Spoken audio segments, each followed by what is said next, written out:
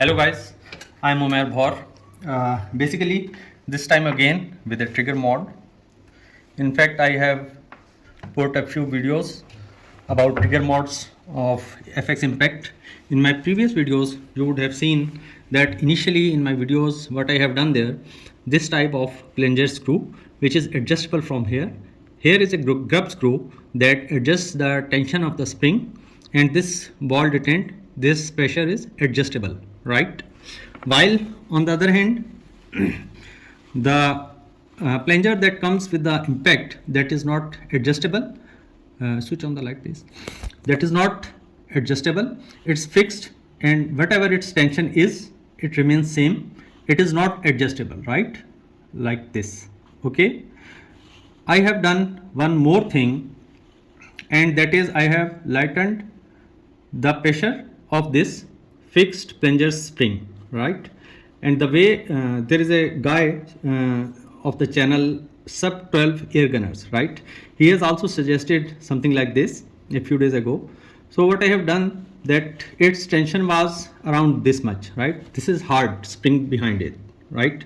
So what I have done with it, I have heated it, and during heating it I have pressed it time and again, and gradually I have left heating it when I achieved the required tension. When we heat this up, what happens, the spring inside this grub screw, that becomes a bit weaker, and due to that the pressure on this ball detent, that becomes lighter, right? And this movement becomes easier, right?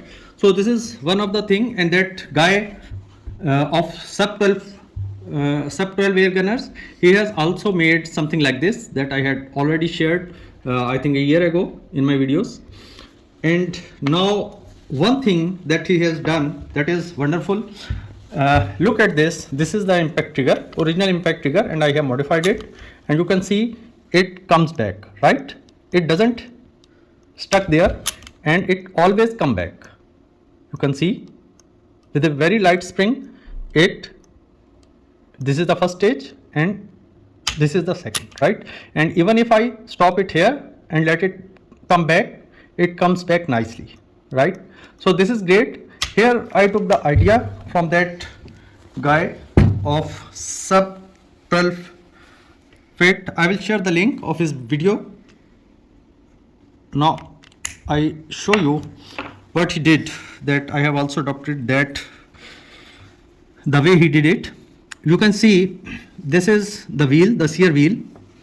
This is the untouched sear wheel in its original condition, right? Now you can see if I put these two wheels one on the other, right? What we have done, we have gradually, it's a bit difficult to see from there. What I have done, I have removed a bit of material from here, right? From here with a diamond file, I have removed material from here, right?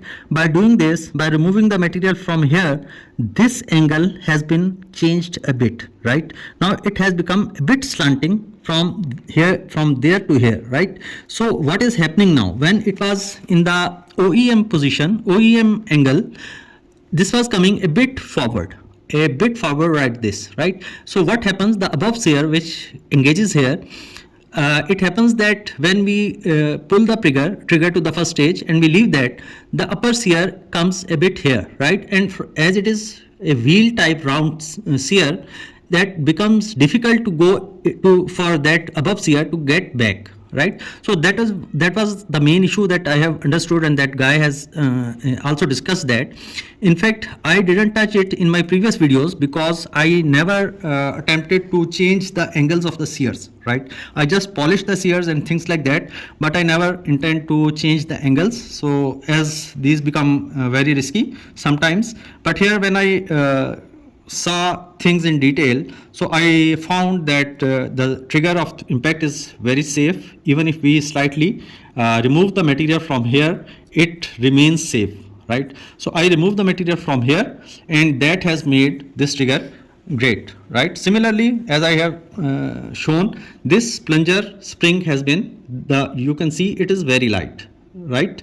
This is very light, and again the trigger return spring, that is also extremely light, right? So it comes back very easily. So this is the trigger mod that I have done, and the idea of changing this angle I have taken from there. And if you want to put this kind of adjustable plunger, so you can install this kind. I have made this myself by my machinist, but there is a I think a drawback of this kind of plunger. When we insert it, when I remove this and install this, so what happens, it comes up to here, right? And this much distance, this much material, this much meat remains outside, right? And since it goes here, right, and this goes here, we don't find the access to adjust the trigger, adjust the regulator. This part, when we install it here, this comes into the way of the Allen key going into the adjustment screw of the regulator, right? So I didn't opt this, but if someone keeps the regulator at the same set point, then this kind of adjustable plunger can be used. But I have used this plunger.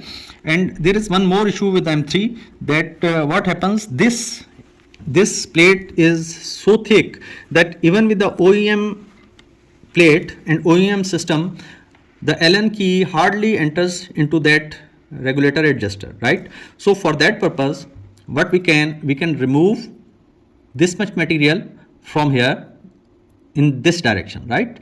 This will allow us to insert the Allen key on this angle, right, into the regulator adjuster screw. So this is all about my today's video. I hope this will help.